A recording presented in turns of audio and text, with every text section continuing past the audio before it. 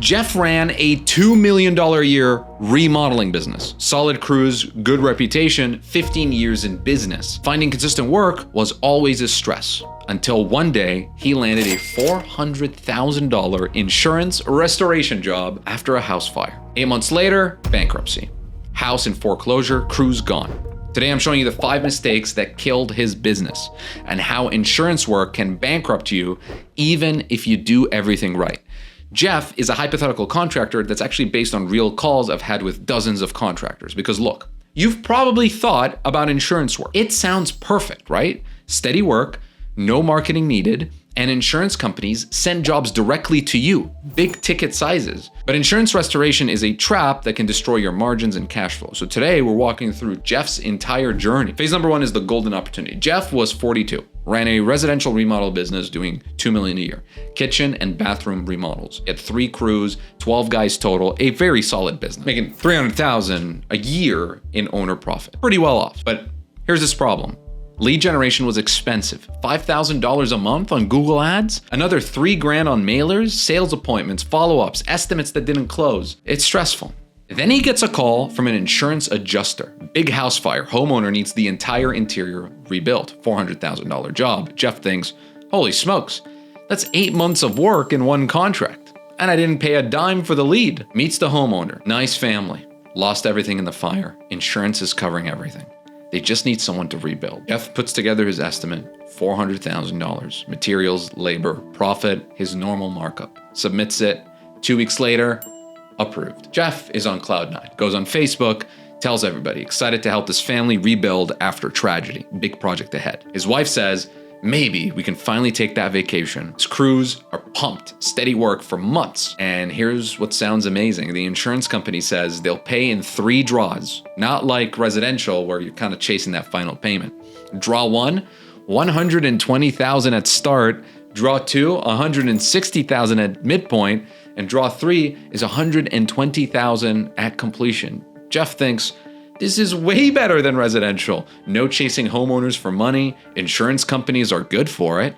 This is the easiest $400,000 I'll ever make. Phase 2, living the dream for about 30 days. Jeff mobilizes, dumpsters, permits, starts demo. Then the first draw request goes in, $120,000. Insurance sends back the payment, $72,000. Jeff calls the adjuster. We were approved for $120,000. You sent me $72,000. The adjuster says, that's actually the ACV, the actual cash value. The dwelling is 30 years old, so we depreciated 40%. You get the recoverable depreciation after the job's complete. Jeff doesn't understand anything the guy just said. He just thought that he was getting $120,000 to start the job. What he actually got was $72,000. And the other $48,000 will come after completion? Maybe? But Jeff's already mobilized. Dumpsters ordered, demo, crews on site, permits pulled, materials ordered. He's $40,000 short on the first draw. And he hasn't even started framing yet. So Jeff does what every contractor does. He uses his line of credit. It's temporary, he tells himself. I'll get it back after completion. But nothing about this is temporary. Phase 3, the slow bleed begins. Month 2, Jeff is framing, plumbing roughing, electrical roughing, everything's moving. Then his electrician finds something. The fire damaged the main panel and sub panel. It needs full replacement at an additional $12,000. Jeff documents it. Photos, notes, submits a supplement to the insurance. 3 weeks later, insurance approves it for $4,000. Jeff calls the adjuster, hey, it's $12,000 in materials and labor, you approved $4,000. The adjuster says, Xactimate says that the electrical panel replacement is $4,000 in your market. That's what we're paying. Xactimate says $4,000. His real cost is $12,000. So Jeff has a choice. Eat the $8,000 loss or fight with the insurance for months while the job sits. He eats it. Pays the electrician out of pocket, keeps the job moving. Then it happens again. HVAC needs upgrade. Insurance approved it based on Xactimate. $8,000. Actual cost, $13,000. Then again, cabinets, flooring, every single trade, Xactimate pricing is 30% below Jeff's actual costs. Here's what Jeff's learning about how insurance payments actually work. Remember that 3-draw schedule that he just sounded so simple? Well, here's the real timeline. Draw request submitted, then insurance has 15 days to review, then adjuster schedules site visit, add 7 days, then the adjuster writes a report, add 10 days, then accounting approves, add 7 days, Then check gets cut, add 7 days. Then check arrives by mail, add 5 days. That's like 51 days minimum. That's if nothing goes wrong. And here's what delays 51 days even longer. Photos aren't clear enough, resubmit, line items don't match Xactimate codes, resubmit, adjuster's on vacation, wait 2 weeks, documentation incomplete, homeowner doesn't sign the release form, previous draw is still under review. Any one of these things pushes your payment another 30 to 60 days. Month 4, Jeff has spent $280,000 on this damn job. Insurance has paid him $72,000. He's $280,000 out of pocket. His line of credit is maxed. His residential jobs, he stopped taking those because he's just too busy with his insurance project. There's zero cash coming in. Everything's riding on insurance payments that keep getting delayed. Phase 4, the death spiral. Month 5, job's nearly complete. Jeff submits the final draw, $120,000. Insurance pays $36,000. Jeff loses it. What the heck? We're done. Where's my money? The adjuster, well, actually, that's the remaining ACV. The recoverable depreciation, $84,000, will be paid after final inspection and all documentation is approved. Let me break down what just happened to Jeff. The original $400,000 contract breaks down like this. Replacement cost value, RCV, $400,000. That's what they approve. Actual cash value, ACV, $240,000. That's what they pay during the job, 60%. Recoverable depreciation, $160,000. That's held after completion, 40%. Jeff has now spent $400,000 of his own money, and insurance is saying, we'll pay you the rest after you submit final documentation. But here's the trap.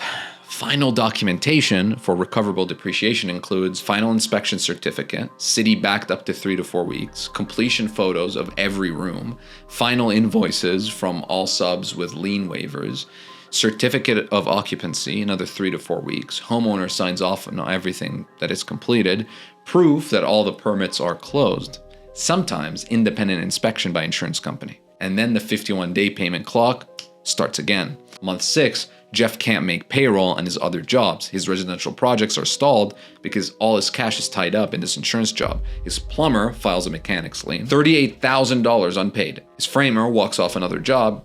Jeff, you owe me 42 grand. I got families to feed. Month 7, the bank calls his line of credit. He's personally guaranteed it against his house. Jeff's begging the insurance company, I need that recoverable depreciation now. I'm going under. The insurance says, I hear you, sir. We're still reviewing your documentation. Some photos are unclear. Can you resubmit these? Month 8, Jeff files for bankruptcy. Crazy part, on paper, Jeff ran a $2.4 million business. All right, let's get down to where Jeff went wrong and what he could have done instead. Mistake number 1, he didn't understand ACV versus RCV. Replacement cost is what they approve. Actual cash value is what you get.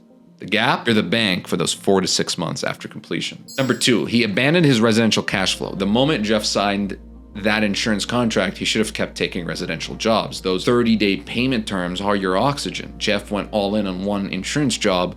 When it went sideways, he had zero cash coming in. Mistake number 3, he didn't account for Xactimate underpricing. Insurance uses Xactimate software that prices 30 to 50% below actual costs. It's not an error, that's the system. If you bid based on Xactimate, you're bankrupt before you start. Mistake number 4, he didn't have 6 to 9 months of cash reserves.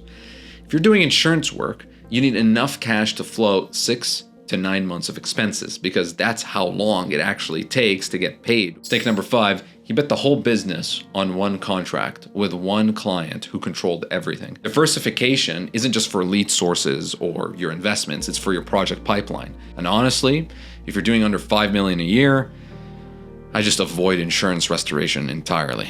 You don't have the cash reserves to survive their payment games. Now, you're sitting there thinking, okay, Amber, I hear you, but how do I actually build that residential foundation? How do I get to where I have 6 to 9 months of cash reserves so I can play in the big leagues?